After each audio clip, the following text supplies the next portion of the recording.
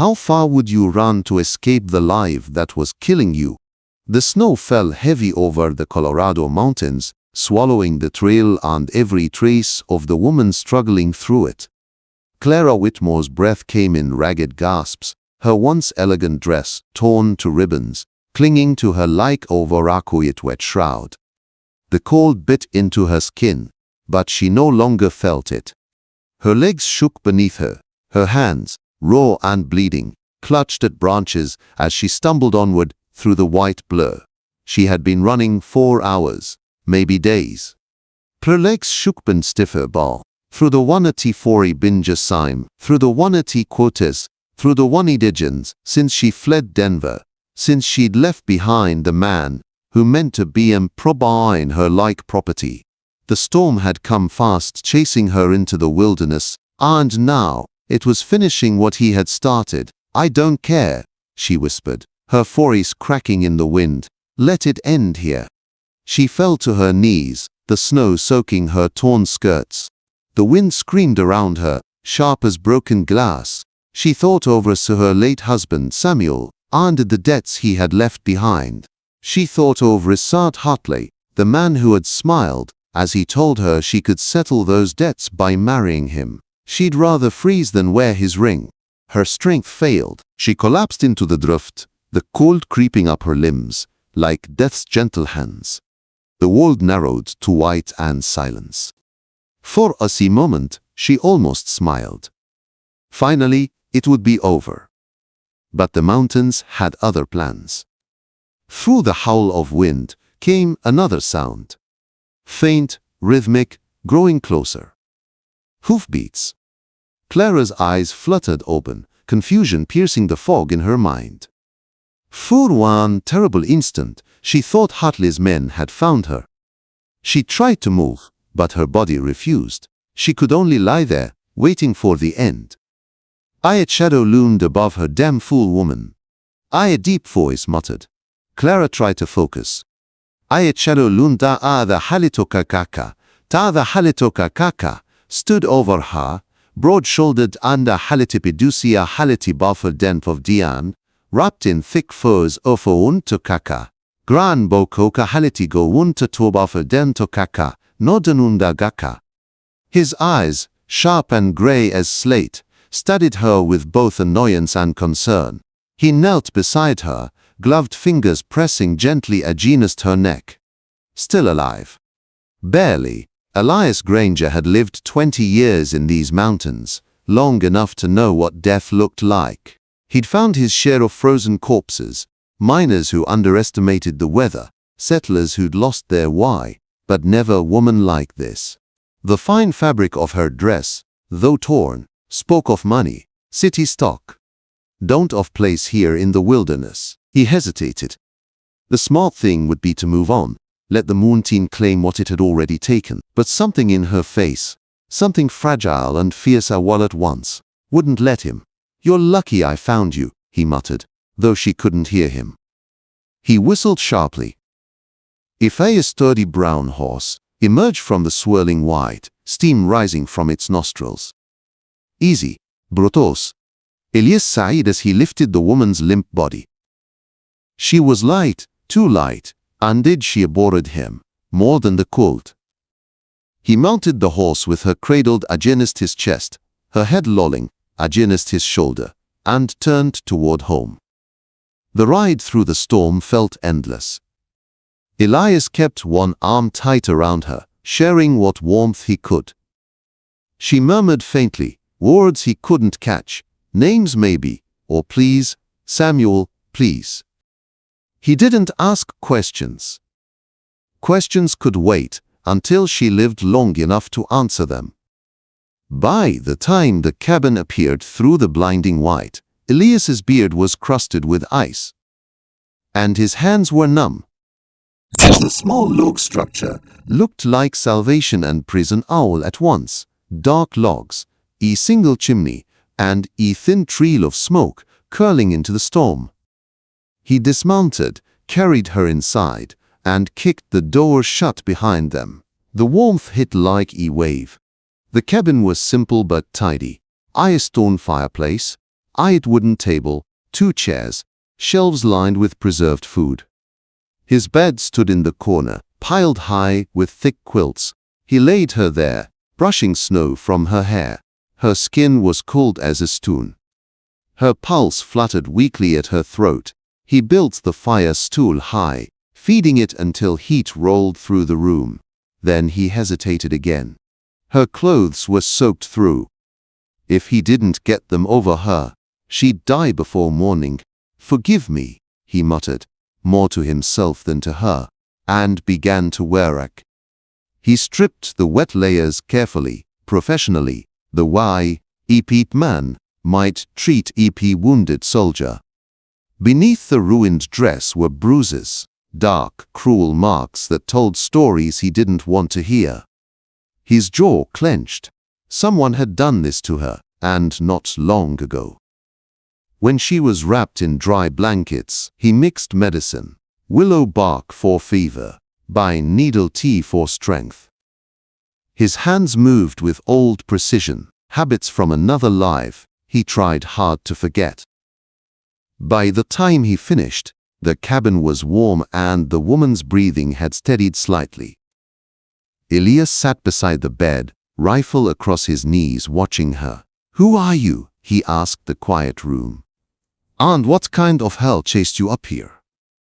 The only answer was the crackle of the fire. Hours passed.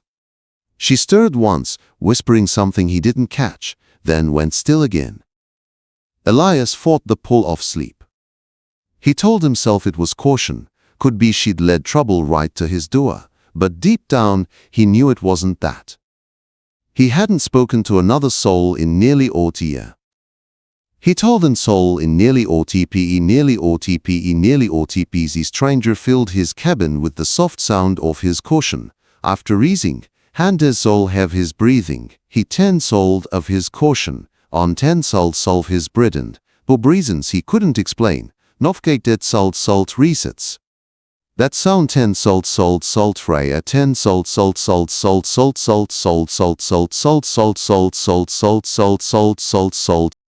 When dawn broke pale and blue through the frost-covered window, he was still there, sitting vigil beside her bed. The woman's eyes opened slowly, unfocused at first, then sharpening on him. For the heartbeat, they just stared at each other, 2 survivors, strangers bound by circumstance and snow. "Where is to am I?" she whispered. Elias leaned forward. "My cabin." "You'd have frozen out there another hour." Her lips trembled. "Then maybe you should have let me." He frowned, not liking the hopelessness in her voice. "Don't say that. Whatever you're running from, it's behind you now." Her eyes filled with tears, but she turned her face away, hiding them. He didn't press her. He just added another look to the fire and said, quietly, "You're safe here."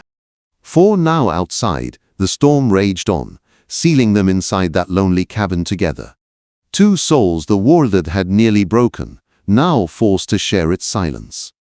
Neither knew it yet, but the storm had only just begun. The next morning came with silence. The storm had eased, leaving the mountains blanketed in cruel beauty. Inside the cabin, the air smelled of smoke, bane, and something fragile. Hope, maybe, though neither of them would have called it that yet. Clara woke slowly, unsure where she was. For a moment, she thought she had dreamed the whole thing. The snow, the flight, the strange man who'd carried her from death. But the rough ceiling above her wasn't her Denver bedroom, and the heavy quilts pressing warmth into her bones weren't hers either. Then she heard the rhythmic sound of wood being split outside. Thud. Crack. Thud.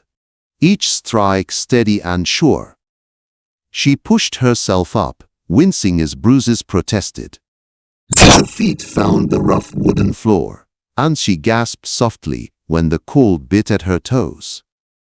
By the fireplace hung her dress, now clean and drying, its silk sheen dulled by wear. On a nearby chair rested a folded flannel shirt far too large for her, and beneath it, a note written in a strong, careful hand.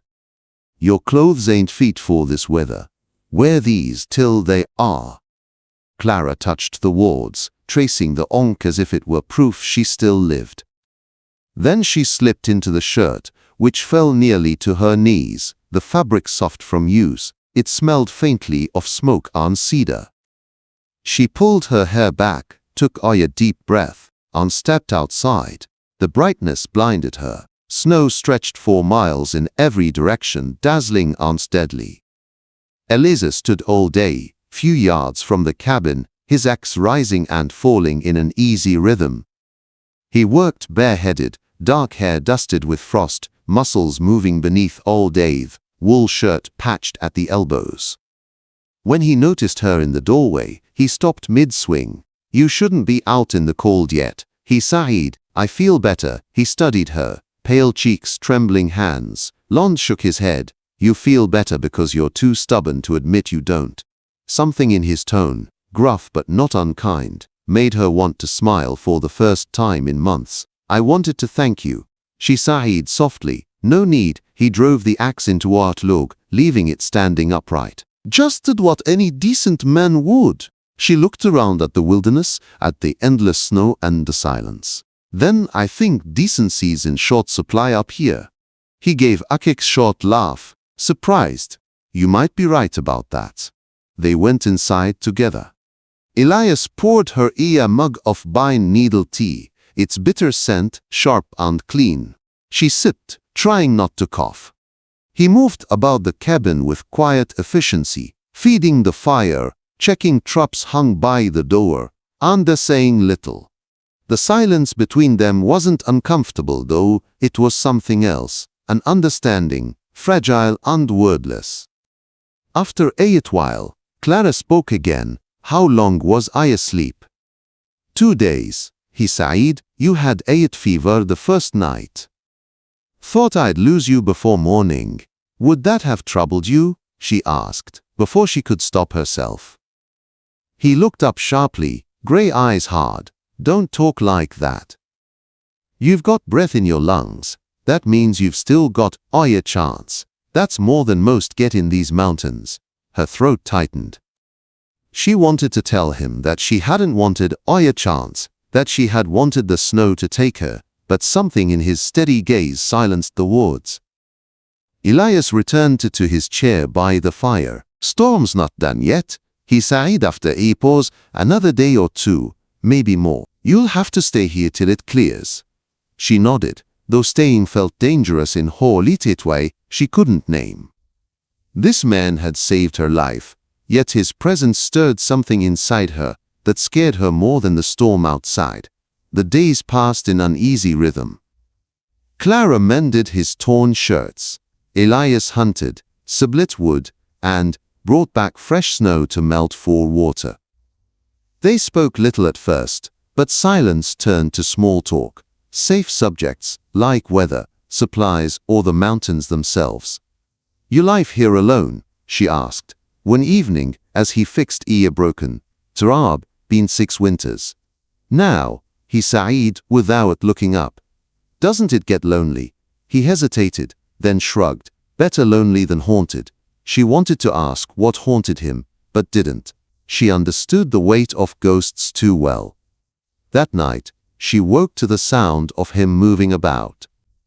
Through half-open eyes, she saw him kneeling by the fire, shirtless, wiping his skin with handfuls of snow. In the flickering light, a long, jagged scar ran down his shoulder and back, an ugly mark, puckered and old.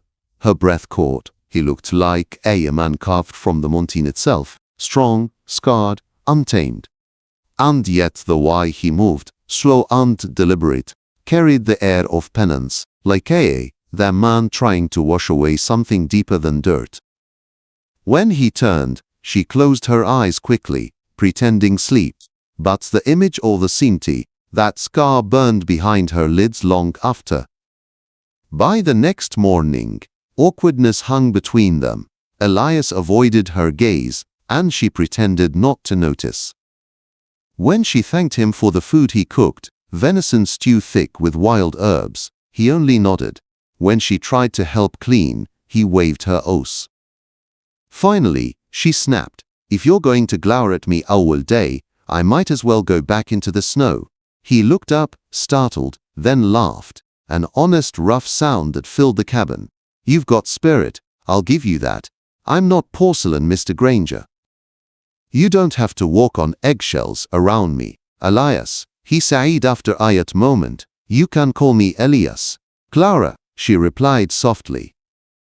The sound of their names together in that small cabin felt like the beginning of something neither of them could yet name. That evening, she found him by the window, staring out at the storm-dark sky. Why do you live out here? She asked quietly. He didn't turn. Because it's what I deserve. No one deserves to be alone. He finally faced her, and in his eyes, she saw a lifetime of sorrow. You don't know what I've done. Then tell me. He looked away again. Not tonight. They sat by the fire after that, saying nothing. The wind howled outside, but the room was warm, lit by orange light and quiet breathing. Somewhere between one heartbeat and the next, something inside Clara began to thaw, the part of her that had been frozen long before the storm. She didn't know yet if she could trust him. She didn't even know if she could trust herself. But for the first time in months, she wanted to live. And, for the first time in she could trust years, Elias Granger wanted to be forgiven. The days that followed carried a rhythm as fragile as a spring ice. Clara woke each morning to the smell of coffee and wood smoke. Elias was always up before dawn, tending to chores or checking his traps, the quiet monotone man moving with purpose and care. She had never known such peace, but she also sensed something caged beneath his calm, festy sadness he wore like a light second skin. When she hummed softly one afternoon while sewing, he paused in his work, startled. That song, he said, haven't heard it in years. My mother used to sing it, Clara replied, smiling faintly. It sounds like home, he murmured, though his eyes said he hadn't had one in a long time. Each small moment knit them closer together. She cooked while he split logs, and they ate by firelight, talking about things that didn't hurt, the stars, the color of the pines, the stubborn mule he once owned. But under every word lay something unspoken. The air between them carried warmth neither dared name. Then one morning, the storm broke.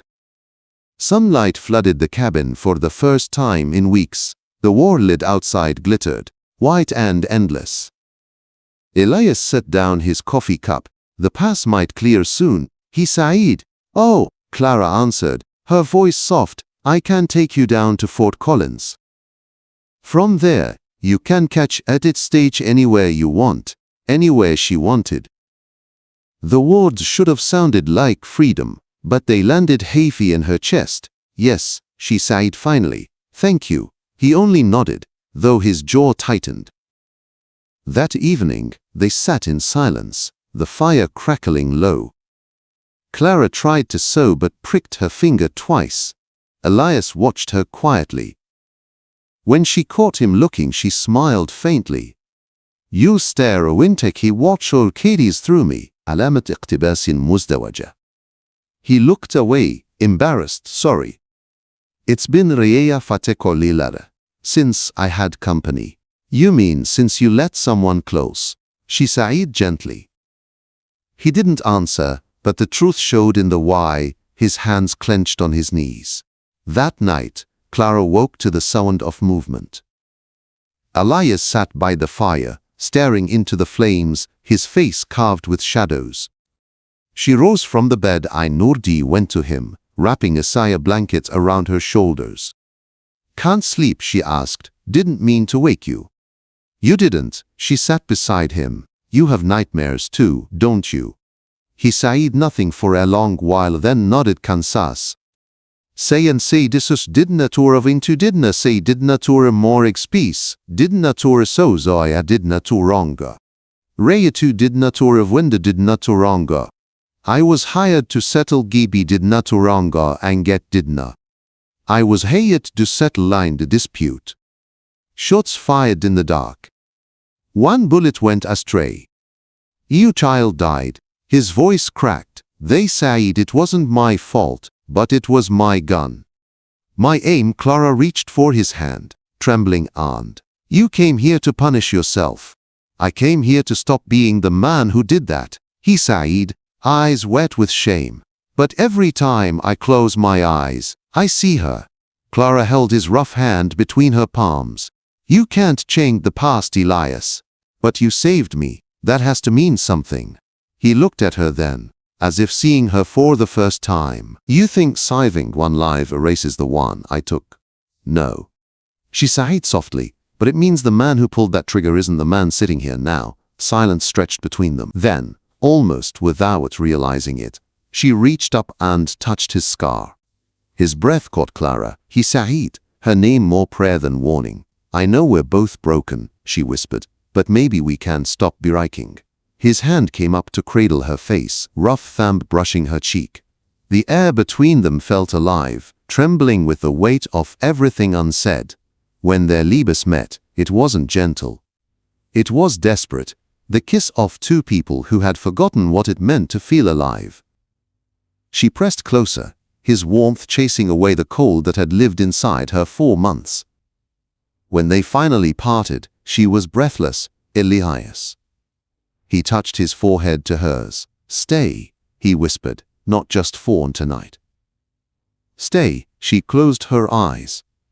Ask me again, when the snow melts. He smiled, small and sad. Fair enough, but the peace didn't last. 3 days later, Clara heard it. The distant echo of hoofbeats, carried on the mountain wind. Elias heard them too. He was out the door in seconds, rifle in hand. Stay inside. Clara ordered. Who is it? Don't know. But it's not a trapper. Moments later, the sound grew louder. 3 riders emerged from the trees, men dressed too fine for mountain life. At their head rode Richard Hartley, looking smug as ever beneath his expensive coat. Well, he drawled, reining in his horse. Took some effort finding you, Clara. You gave me quite a chase. Elias leveled his rifle. Turn around. You're not welcome here. Richard laughed, a sharp, ugly sound. And you must be Elias Granger. Heard the stories about you. Killer gone hermit, living like a wolf. Tell me, has the widow kept you warm through those long nights? Leave, Elias sighed again, voice low and deadly. Richard's smile widened. Or what? You'll add another ghost to your collection. The insult hit its mark. Elias's hands trembled on the rifle. Clara stepped forward, placing herself between them. Stop! She cried. No more blood. Not for me, Richard sneered. Still trying to play noble, Clara, you're coming with me. You belong to me. No, she sighed fiercely. Not anymore. He moved to grab her reins, but Elias was faster. The rifle cracked. The bullet struck the snow inches from Richard's boot. The next one. Elias sighed evenly. Won't miss. علامة اقتباس مزدوجة. For a long moment, no one moved.